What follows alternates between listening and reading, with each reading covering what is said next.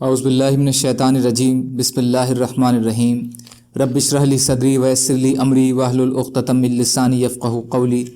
ریاض الصالحین حصہ اول، عہد کے نبھانے اور وعدہ کے پورا کرنے کا بیان۔ اللہ تعالیٰ فرماتے ہیں، عہد کو پورا کرو۔ عہد کے بارے میں سوال کیا جائے گا اور فرمایا، اللہ کے عہد کو پورا کرو جب کہ تم اس سے عہد کر لو اور اس پر ایمان لے آؤ۔ اللہ تعالیٰ فرماتے ہیں، اے ایمان والوں، عہدوں کو پورا کرو۔ اللہ تعالیٰ نے ایک جگہ اور ارشاد فرمایا، اے ایمان والوں، تم وہ بات کیوں کہتے ہو جو تم کرتے نہیں ہو؟ اللہ کے یہاں یہ بات بڑی ناراضگی والی ہے کہ تم وہ باتیں کہو جو تم نہیں کرو۔ فائدہ: ایک عہد وہ ہے جو آپس میں انسان ایک دوسرے سے کرتے ہیں، اور اسی طرح آپسی وعدے بھی۔ اس کے علاوہ لین دین کے معاملات میں بھی اسی میں آتے ہیں۔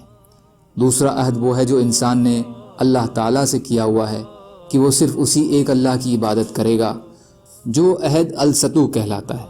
اسی طرح اللہ پر ایمان لانے کے ساتھ بھی وہ اس بات کا عہد کرتا ہے کہ اللہ کے احکام کی وہ پابندی کرے گا۔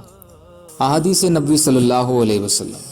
حضرت ابو ہریرہ رضی اللہ تعالیٰ عنہ سے روایت ہے کہ رسول اللہ صلی اللہ علیہ وسلم نے فرمایا، منافق کی 3 نشانیاں ہوتی ہیں: جب بات کرے تو جھوٹ بولے، جب وعدہ کرے تو وعدہ خلافی کرے، اور جب اس کے پاس امانت رکھوائی جائے تو اس میں خیانت کرے۔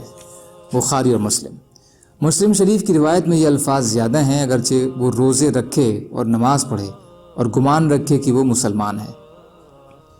حضرت عبداللہ بن عمرو بن عاص رضی اللہ تعالیٰ عنہ سے روایت ہے کہ رسول اللہ صلی اللہ علیہ وسلم نے فرمایا، 4 چیزیں ہیں جس آدمی میں ہوں گی وہ خالص منافق ہوگا، اور جس میں ان میں سے کوئی ایک چیز ہوگی اس میں منافقت کی ایک عادت ہوگی، یہاں تک کہ وہ اسے چھوڑ دے۔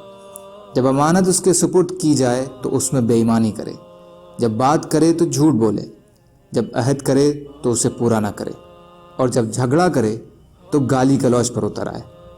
بخاری اور مسلم۔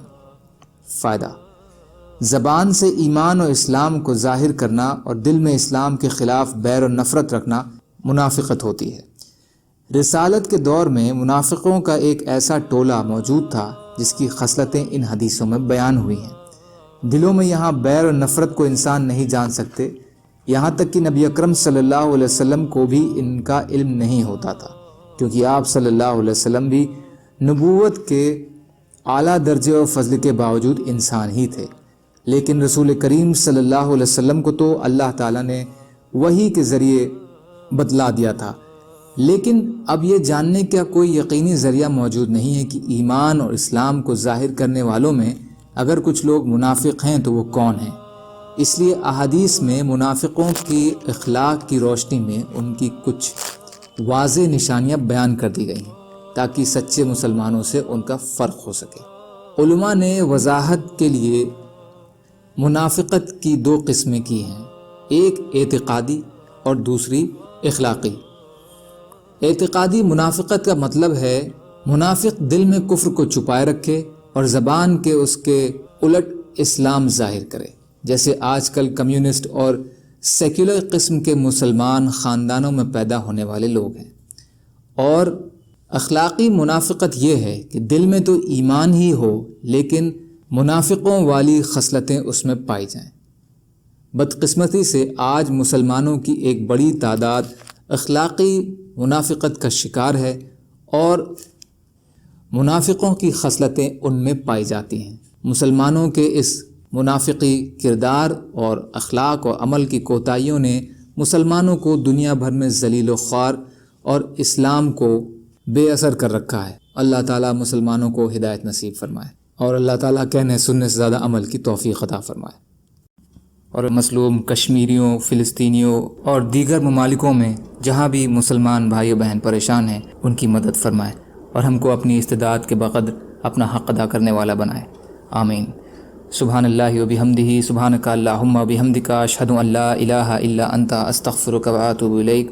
سبحان ربک رب العزت عما یصفون وسلام علی المرسلین والحمد للہ رب العالمین برحمتک یا ارحم الراحمین۔ لا الہ الا اللہ محمد رسول اللہ۔